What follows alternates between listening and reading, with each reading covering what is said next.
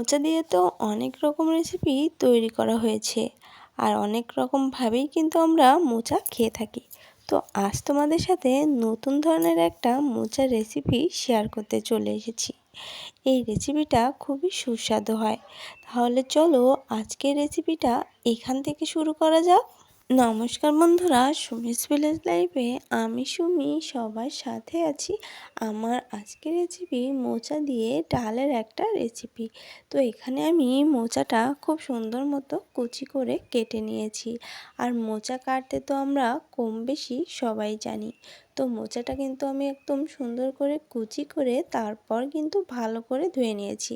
আর মোচাটা কাটার সময় কেটে কিন্তু অবশ্যই জলে দিতে হবে। আর তারপর দেখো আমি কিন্তু এখানে কিছুটা মসুর ডাল সেদ্ধ বসিয়ে দিয়েছিলাম।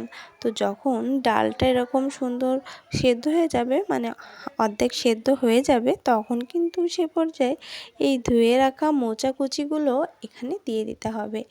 আজ আমি মাটির চুলায় রান্না করছি, তোমরা তোমাদের পছন্দ মতো রান্না করতে পারো। তো দেখো, মাটির চুলায় রান্না করতে গেলে তো অনেকটাই ধোয়া হয়, সেজন্যই তোমাদের সাথে বলে রাখলাম। আর এই যে দেখো, মোচার সাথে আমি ডালটা সেদ্ধ দিয়েছিলাম, তার মধ্যে মোচাটা দিয়েছি। এবার এখানে আমি সামান্য লবণ হলুদটা দিয়ে দেব। আর এই যে ঢেকে দিয়েছি, এতেই কিন্তু সেদ্ধটা আমার একদম সুন্দর মতো হয়ে যাবে। আর এ পর্যায়ে দেখো, মোচার ডালটা কিন্তু সেদ্ধ হয়ে গিয়েছে। আর এতে কিন্তু একদমই কিন্তু কোনো জল নেই। তোমরা প্রেসারেও কিন্তু এভাবে দিতে পারো। তো আমি মাটির চুলায় আজ সম্পূর্ণ রান্না করছি, সেটাই তোমাদের সাথে দেখিয়ে নিলাম। আর এবার চলো এটা এবার রান্না করতে হবে। সেজন্য কড়াইতে কিছুটা সরিষার তেল গরম বসিয়ে দিয়েছিলাম, আর জিরে আর শুকনো ঝাল ফোড়নে দিয়ে দিয়েছি। তো যখন জিরে আর শুকনো ঝালটা একটু রং ধরতে শুরু করবে, মানে কালচে রংটা চলে আসবে আর সুন্দর একটা ঘ্রাণ বেরিয়ে আসবে, সে পর্যায়ে কুচি করা ঝাল, পেঁয়াজ আর রসুনটা এখানে আমি দিয়ে দিয়েছি। আজ আমি গোটা রসুন আর পেঁয়াজ কুচি দিয়েই রান্না করছি। এখানে কিন্তু তোমরা চাইলে রসুনটা একদম পেস্ট করে দিতে পারো। তো রসুনটা পেস্ট করে দিলে রসুনের ঘ্রাণটা অনেকটাই বেড়ে যায়, আর সেজন্য কিন্তু গোটা দিয়ে দিয়েছি। কুচি করেও দেওয়া যেতে পারে। তো অনেকটা রসুনের ঘ্রাণ এখানে খুব বেশি ভালো লাগে না, সেজন্যই কিন্তু গোটা রসুন দিয়ে দিয়েছি। তো এগুলো যখন একটু সুন্দর মতো লাল লাল হয়ে যাবে, সে পর্যন্তই কিন্তু আমি ভেজে নেব। আর দেখতে পাচ্ছ আমি কিন্তু এভাবে ভেজে নিচ্ছি।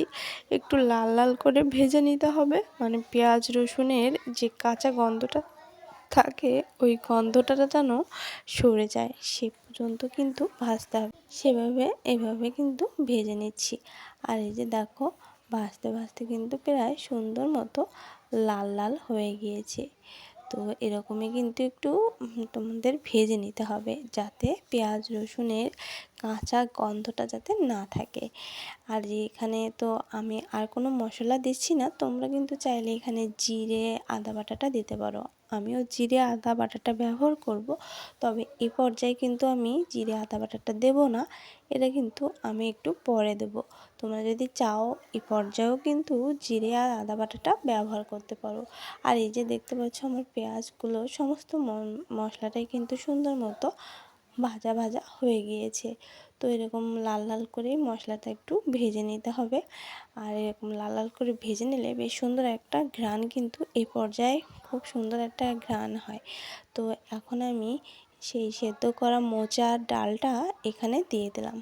এখানে দিয়ে আরও কিছু সময় কিন্তু আমি মশলার সাথে এটা ভেজে নেব। ডাল আর এই মোচাটা কিন্তু আমার সেদ্ধতে একদমই জল ছিল না, জল ছাড়াই কিন্তু এরকম করে সেদ্ধ করে নিতে হবে। তো এটা দেখো, আমি খুব সুন্দর মতো কষিয়ে নিচ্ছি। এভাবে ভালো করে আলু পেঁয়াজ রসুনের সাথে কিন্তু ভালো করে ভেজে নিতে হবে।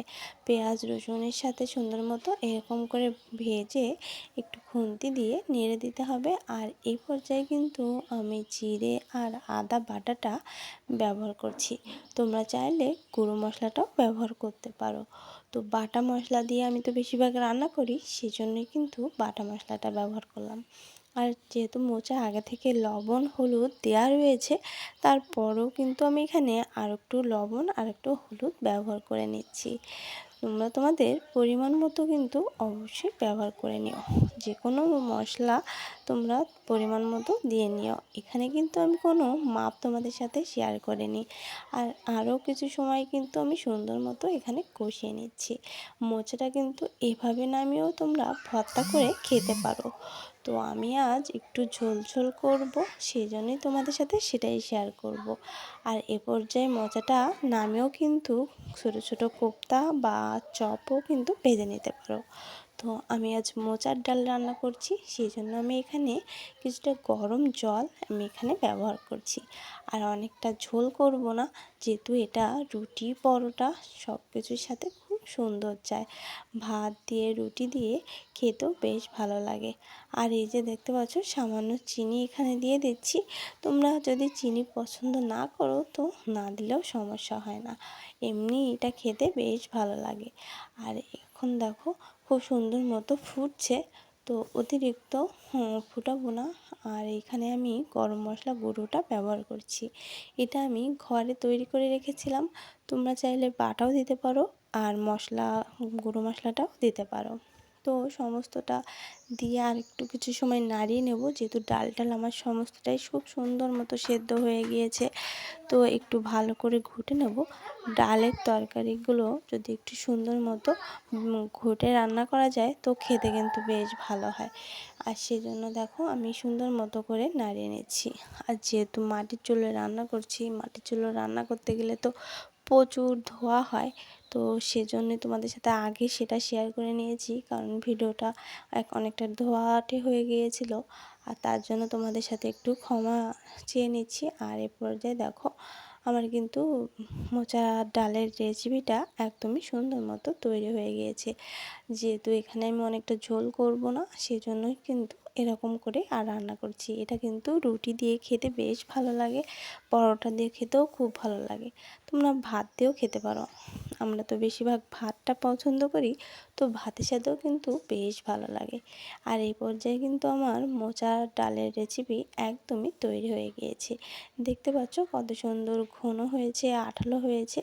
তো এরকম করে কিন্তু অবশ্যই অল্প মশলা অল্প তেল ব্যবহার করে স্বাস্থ্যসম্মতভাবে এই মোচার ডালের রেসিপিটা তোমরা কিন্তু তৈরি করতে পারো।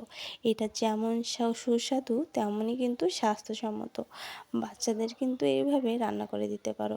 কেমন লাগলো কমেন্টে জানিও। ভালো থেকো।